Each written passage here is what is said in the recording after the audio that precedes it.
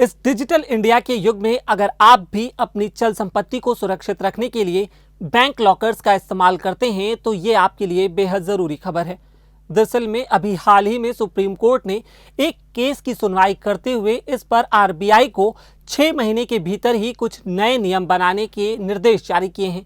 आज इस वीडियो में इसी विषय पर विस्तार से बात होगी। बीते शुक्रवार को सुप्रीम कोर्ट ने कहा कि बैंक अपनी लॉकर सुविधा की जिम्मेदारी से बच नहीं सकता। सुप्रीम कोर्ट ने साथ ही भारतीय रिजर्व बैंक यानी कि आरबीआई को इस संबंध में 6 महीने के भीतर ही नए नियम बनाने का निर्देश दिया।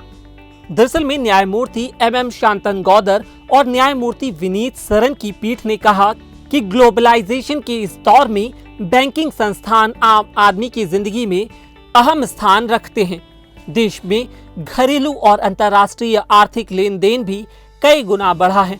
ऐसे में बैंक ग्राहकों के लॉकर में रखी संपत्ति की जिम्मेदारी लेने से नहीं बच सकते। शीर्ष अदालत ने कहा कि हम धीरे धीरे कैशलेस इकोनॉमी की ओर अग्रसर हैं। ऐसे में लोग अपनी चल संपत्ति घरों में रखना सेफ नहीं समझते, जिसकी वजह से लॉकर जैसी सुविधाओं की मांग भी बढ़ रही है। यह बैंकों की अनिवार्य सेवाओं में से एक बन चुका है। इनका लाभ भारतीय नागरिकों के साथ साथ विदेशी नागरिक भी उठा सकते हैं। ऐसे में बैंकों का इसकी जिम्मेदारी न लेना उनकी प्रतिष्ठा के लिए अच्छा नहीं है।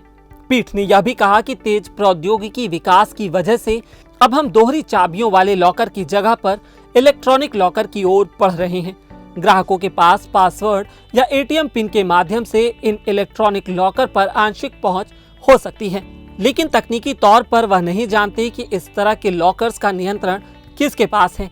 ऐसे में इस बात की पूरी आशंका है कि इस प्रौद्योगिकी के साथ छेड़छाड़ की जा सकती है और ग्राहक को सूचना दिए या उसकी सहमति लिए बिना ही इन लॉकर्स तक पहुंच भी बनाई जा सकती है।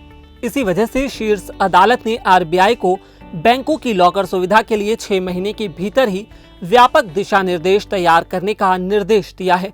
साथ ही कहा कि बैंकों को ग्राहकों पर एक तरफा नियम नहीं थोपना चाहिए। अदालत ने बैंकों के लॉकर की जिम्मेदारी से पल्ला झाड़ने की शर्तों को उपभोक्ता संरक्षण अधिनियम की कई धाराओं का उल्लंघन बताया है। साथ ही यह भी कहा है कि एक उभरती अर्थव्यवस्था में ऐसे नियम निवेशक के भरोसे को कमजोर करते हैं। बता दें कि कोलकाता के अमिताभ दास गुप्ता ने राष्ट्रीय उपभोक्ता विवाद निपटान आयोग के एक फैसले को चुनौती देने के लिए सुप्रीम कोर्ट में अपील की थी। उन्होंने कोलकाता में जिला उपभोक्ता फोरम से यूनाइटेड बैंक ऑफ इंडिया को लॉकर में रखे 7 आभूषण के नुकसान पर उन्हें लौटाने या उनकी कीमत के तौर पर 3 लाख रुपए का भुगतान करने का निर्देश देने के लिए कहा था। तो इस वीडियो में इतना ही। मेरा नाम है उत्कर्ष, कैमरे के पीछे थे रविंद्र जी। अगर आपको यह वीडियो पसंद आया तो हमारे फेसबुक पेज पर लाइक करें और यूट्यूब पर सब्सक्राइब करें।